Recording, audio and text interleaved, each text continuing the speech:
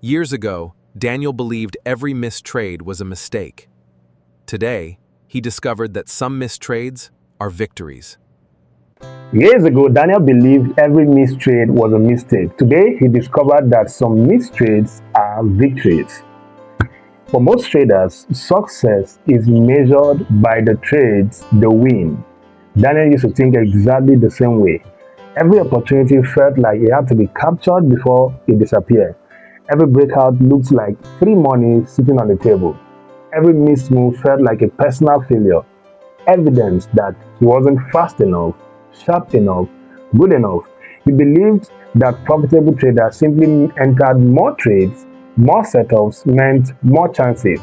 More chances meant more wins.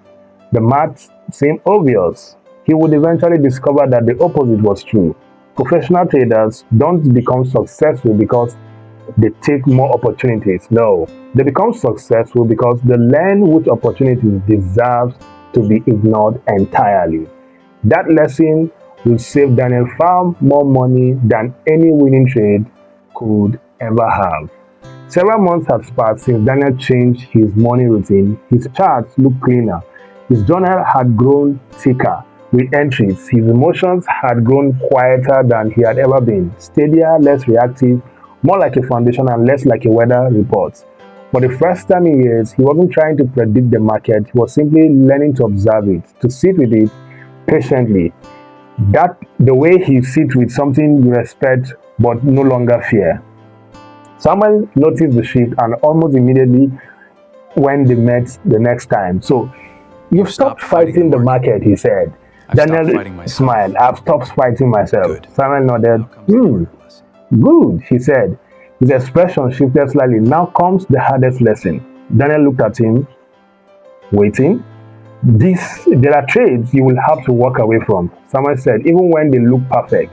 This word stayed with Daniel through the rest of the week, and about 7 days later, they became reality. London session had just opened. Gold was approaching a level Daniel had marked on the chart the night before he had done the work.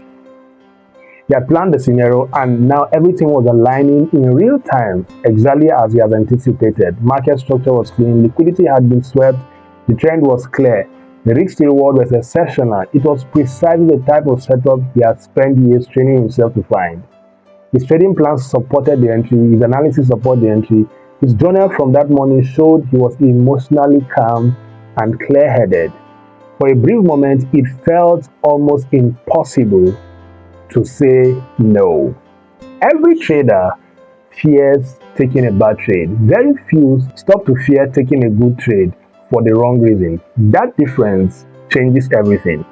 You see, Daniel looked at the chart again. Nothing had changed. The setup was still there. Still clean, still valid, yet something inside him felt unsettled. It wasn't fear, it wasn't greed, it was something quieter, something that didn't have an obvious name sitting at the back of his awareness and refusing to be ignored. He closed his eyes, then he reached for his notebook and wrote one sentence at the top of a fresh page. Why do I feel I need this trade? He stared at that question. The answer didn't come immediately. Several long seconds passed while he sat with it. Then slowly a smile moved across his face. The market wasn't offering him an opportunity, it was offering him a temptation. And that temptation wasn't really about making money. The temptation was about proving something. He wanted to prove to himself and to no one else in particular that he had finally become the trader he had always wanted to be.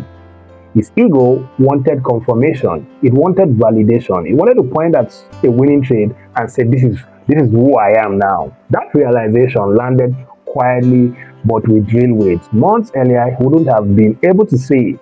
Look, he wouldn't have known to look out or look over it. Now he couldn't look away from it. Then he left the chart open and then stood up from his desk. He walked to the kitchen, poured himself a fresh cup of coffee, and stood there for a few minutes while the market continued moving without him. His phone stayed silent on the counter. His heart stayed calm in his chest. For years, walking away from his setup mid-session had almost physically been impossible.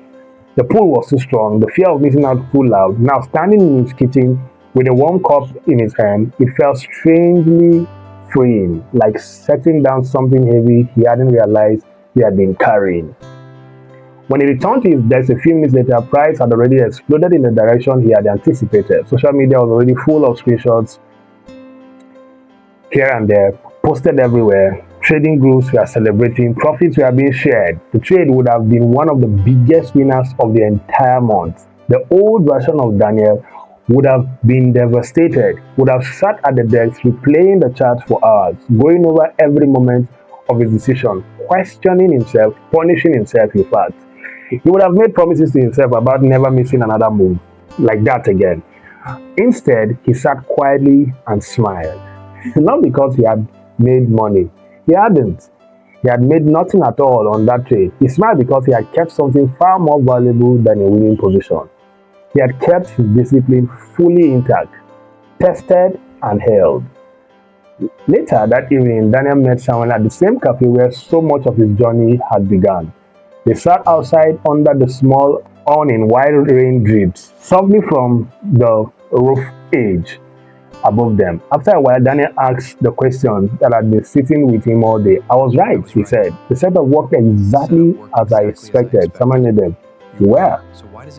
He said simply. So why does it feel like I won? Daniel was quiet for a while.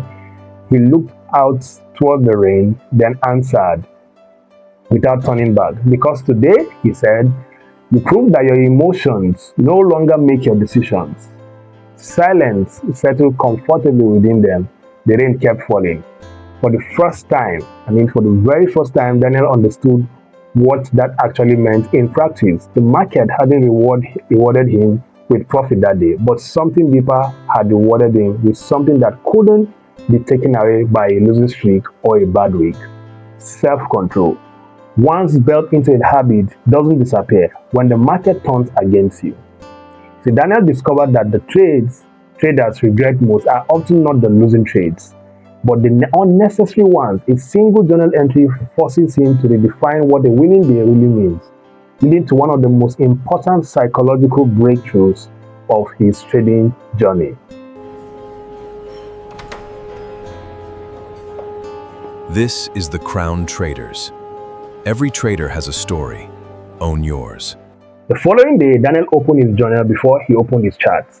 That had become his new ritual, and deliberate as making coffee, something he did every single morning without negotiation. He no longer measured the day ahead by pips or percentages or profit targets rather.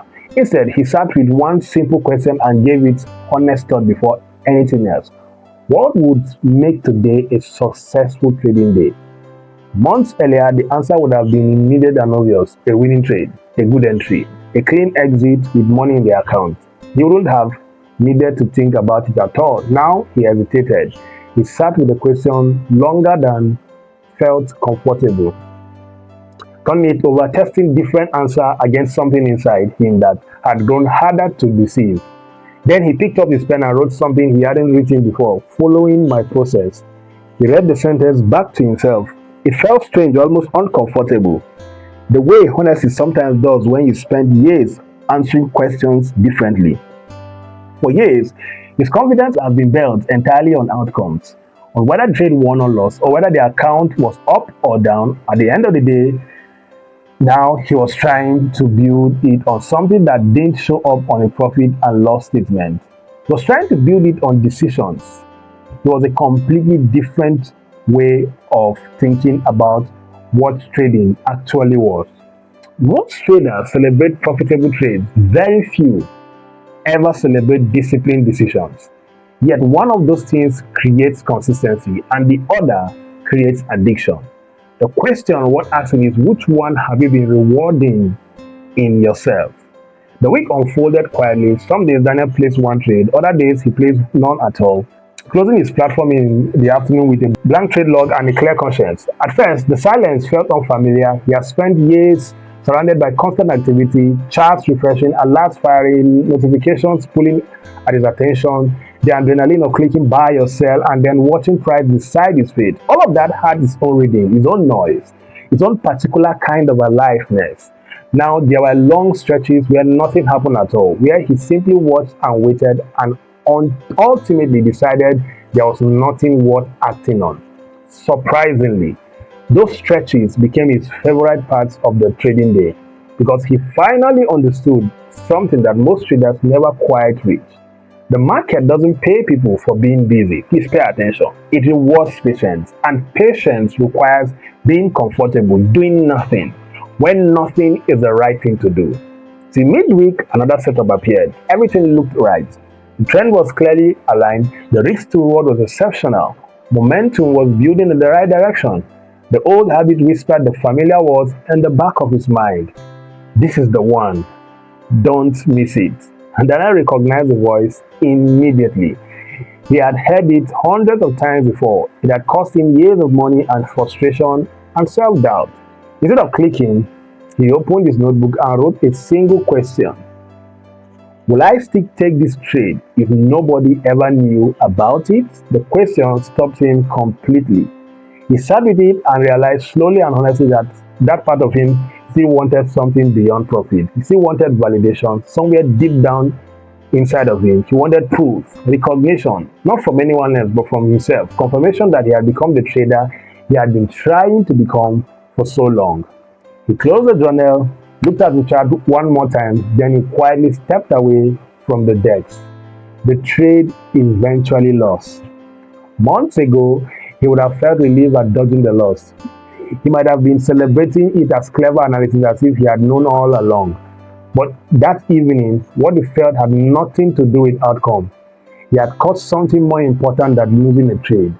He had caught his own emotion trying to disguise itself as legitimate opportunity, and he had named it before it could cost him anything. That evening, Daniel went to his parents' house. He hadn't spent an entire evening away from his child in longer than he could comfortably remember. His younger sister looked up to him, and when he walked in and smiled, "You're not working today?" she asked. No, She said, surprised. Daniel laughed softly. "No," he said, "not tonight." She reached down and picked up the same football that had been sitting near the door for months, the one he had walked past too many times to count, always on his way back to the monitor. "Want to play?" she asked. This time, he didn't ask for 5 more minutes. He didn't hold up a finger and mouth just a second. He stood up from the chair and walked straight to the door. Outside, the rain had stopped. The sky has cleared completely, and the air smelled like wet grass and evening. For nearly an hour, there was no candles, no chats, no notifications, just laughter, and the sound of the bell moving back and forth across the yard. Somewhere in the middle of it, something quietly settled in Daniel's chest. Trading had once become the center of his entire life, the thing that defined his days and his moods and his sense of worth. Slowly, without announcing itself, it had found its proper place. It was part of his life now, a meaningful part, but not his entire identity.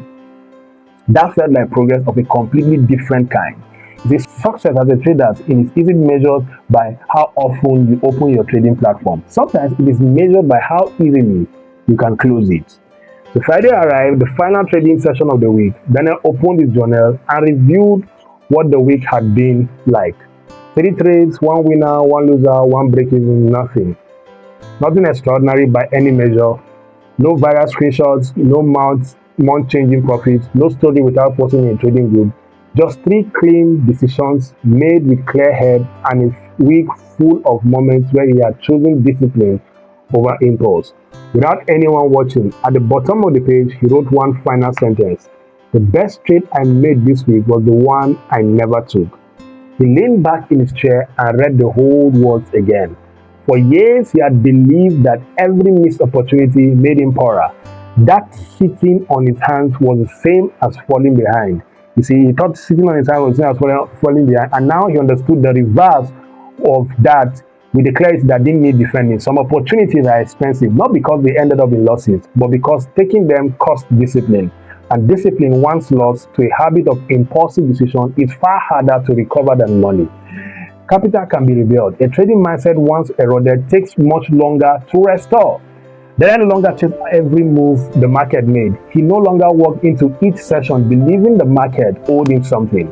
He took a trade as though he's no longer confused. He has stopped confusing activity with progress, business with skill, and participation with professionalism. He had discovered gradually that through real experience, that professional traders are not defined by the trades they enter. They are defined by the trades they are willing to leave completely. The setup they looked at carefully, understood fully, and then chose not to touch. The market itself hadn't changed. Volatility was what it had always been. Risk was what had always been. The opportunities that appeared each day were not different from the ones that had been there for years. The only thing that had changed was Daniel's relationship with uncertainty. He had stopped needing it to resolve in his favor in order to feel like himself. And that shift, quiet and internal, and invisible to everyone around him, had changed everything else.